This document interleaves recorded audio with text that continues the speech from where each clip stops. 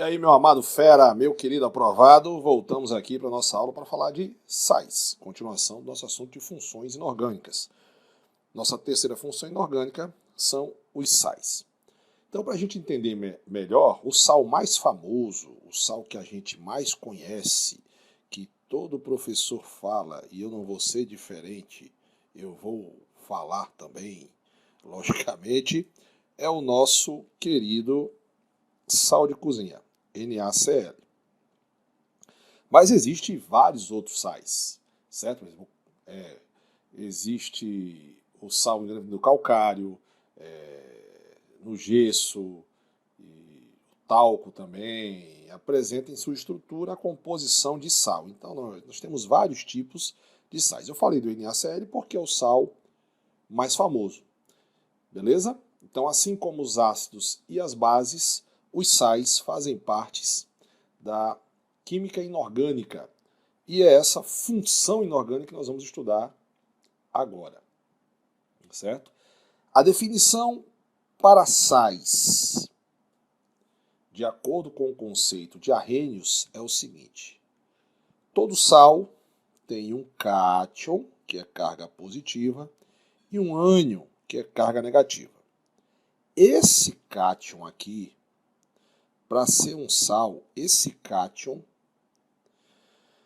não pode ser um íon H+, ou melhor ainda, não pode ser o hidrônio, que é o H3O+. Beleza? E o ânion não pode ser o íon OH-. Moral da história, resumidamente, a gente tem isso aqui, ó. O que é um sal? Sal são compostos capazes de dissociar em água e liberar íons, mesmo que em pequena quantidade, mas libera íons, certo?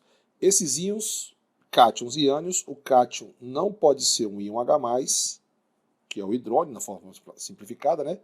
E não pode ser o íon H-. Então, sais são compostos inorgânicos que, dissociados em água, produzem um cátion diferente do íon H+, e um ânion diferente da hidroxila, do íon OH-. E a gente tem aqui alguns exemplos de sais, por exemplo. Vou fazer alguns exemplos de sais. Nós temos o sal normal. O que é o sal normal? O sal normal, Sandrão, é aquele em que você tem um cátion, que é o nosso caso aqui, e um ânion. Ele pode ser oxigenado ou não. Por exemplo, NaCl é um sal não oxigenado, mas ele podia ser, por exemplo, o K2SO4. Então aqui eu tenho um sal normal. Isso aqui é um sal normal. Bacana? Eu posso também ter o que a gente chama de hidroxal e hidrogenossal. Antes era o sal ácido e o sal básico. Por exemplo, se você, entre um cátion e o ânion, eu vou fazer para você aqui, ó. Esse cara aqui é o cátion, esse cara é o ânion. Esse cara é o cátion, esse cara aqui é o ânion, certo? Esse cara aqui é o cátion, esse cara aqui é o ânion. E entre eles eu tenho o quê? Eu tenho um hidrogênio, certo? Deixa eu fazer de outra cor para destacar, para ficar melhor. Então, entre eles eu tenho um hidrogênio. Certo, galera? Esse cara aqui é classificado como um sal ácido. Na verdade, não é mais sal ácido, é hidrogenossal. Então, ele é um hidrogênio.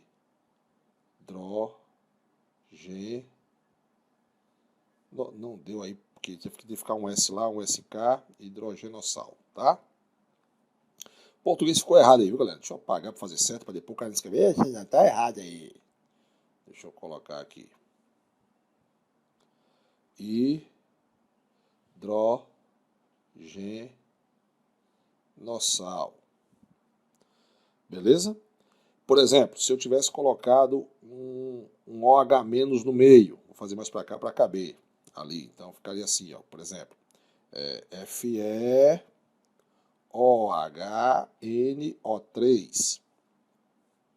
Isso aqui é um hidroxal, o antigo sal básico, hidroxal.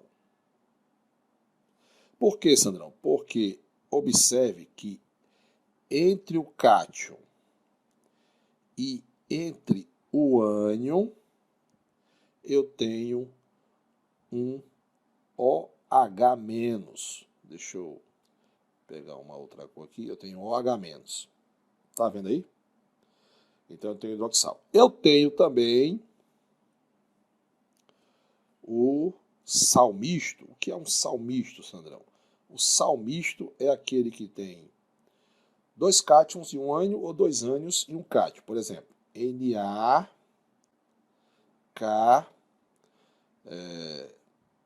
e o enxofre. No caso eu fiz aqui sem oxigênio, tá?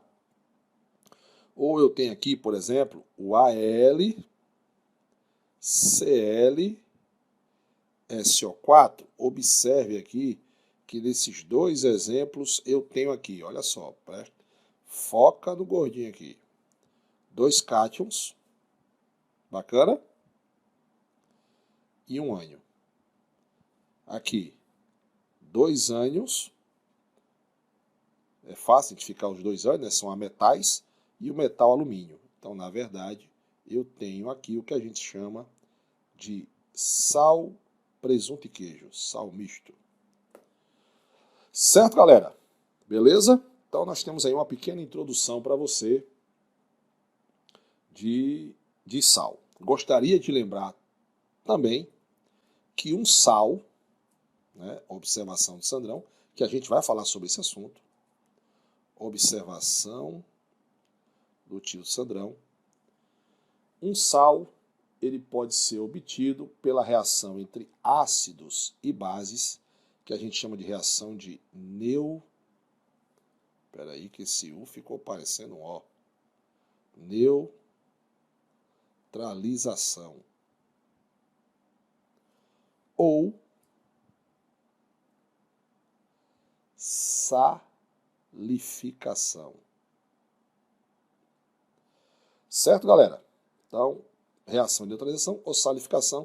Esse daí, como é que é essa reação, hein? É fácil.